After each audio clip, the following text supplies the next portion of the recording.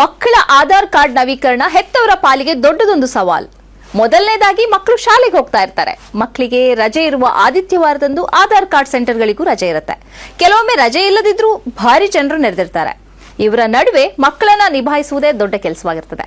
ಊಟಕ್ಕೆ ಇನ್ನಿತರ ಅಗತ್ಯಗಳಿಗಾಗಿ ಹಣವೂ ಖರ್ಚಾಗುತ್ತೆ. ಇಷ್ಟೆಲ್ಲ ಆಗಿಯೂ ಆಧಾರ್ ಕಾರ್ಡ್ ಮಾಡಿಸದೆ ಹಿಂತಿರುಗಬೇಕಾದ ಸಮಸ್ಯೆಯೂ ಎದುರಾಗುತ್ತೆ. ಇದೀಗ ರಾಜ್ಯ ಸರ್ಕಾರ ಈ ಸಮಸ್ಯೆಗೆ ಸುಲಭ ಪರಿಹಾರವನ್ನು ಕಂಡುಕೊಂಡಿದೆ. ಇನ್ನು ಮುಂದೆ ಶಾಲಾ ಕಾಲೇಜುಗಳಲ್ಲಿ ಆಧಾರ್ ಕಾರ್ಡ್ ನವೀಕರಣಕ್ಕೆ ವಿಶೇಷ ವ್ಯವಸ್ಥೆ ಕಲ್ಪಿಸಲು ರಾಜ್ಯ ಸರ್ಕಾರ ಮುಂದಾಗಿದೆ.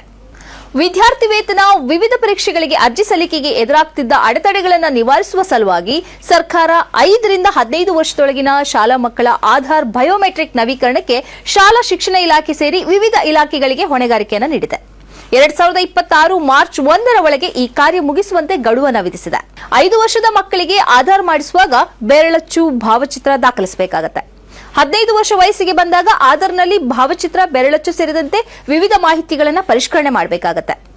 ಮಾನ್ಯತೆ ಪಡೆದ ಆಧಾರ್ ಏಜೆನ್ಸಿಗಳ ಮೂಲಕ ಶಾಲೆಗಳ ಆವರಣದಲ್ಲಿ ವಿಶೇಷ ಶಿಬಿರಗಳನ್ನು ನಡೆಸುವ ಮೂಲಕ ಮಕ್ಕಳ ಆಧಾರ್ ನವೀಕರಣ ಸುಲಭಗೊಳಿಸಲು ಸರ್ಕಾರ ಚಿಂತಿಸಿದೆ. ರಾಜ್ಯದ ಶಾಲೆಗಳಲ್ಲಿ 5 ರಿಂದ 15 ವರ್ಷ ವಯಸ್ಸಿನ 30 ಲಕ್ಷ ವಿದ್ಯಾರ್ಥಿಗಳು ವ್ಯಾಸಂಗ ಮಾಡುತ್ತಿದ್ದಾರೆ. ಮಕ್ಕಳ ಹಳೆಯ ಆಧಾರ್ ಮತ್ತು ಮಗುವಿನ ಜನನ ಪ್ರಮಾಣ ಪತ್ರ ಸಲ್ಲಿಕೆ ಮಾಡುವ ಮೂಲಕ ಉಚಿತವಾಗಿ ನವೀಕರಣ ಮಾಡಿಸಲು ಅವಕಾಶ ನೀಡಲಾಗಿದೆ.